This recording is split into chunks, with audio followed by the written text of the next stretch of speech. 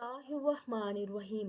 درود شریف پڑھنے کے بہترین طریقہ حضرت شاہ عبدالغنی صاحب رحمہ اللہ فرمایا کرتے تھے کہ جب درود شریف پڑھو تو یہ سوچو کہ میں روضہ مبارک کے سامنے ہوں اور رسول اللہ صلی اللہ علیہ وآلہ وسلم پر جو بارش انوار کی ہو رہی ہے اس کے کچھ چھینٹے مجھ پر بھی پڑ رہے ہیں۔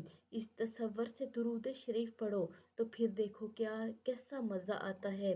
درود شریف تو ایسی عبادت ہے جس میں منہ سے بیک وقت اللہ تعالیٰ کا نام بھی نکلے اور رسول اللہ صلی اللہ علیہ وآلہ وسلم کا نام بھی۔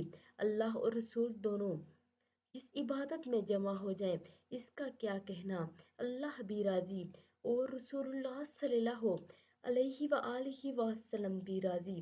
تو آپ سب بھی کثرت کے ساتھ درود پاک پڑھا کریں اور ویڈیو کو آگے لازمی شیئر کریں۔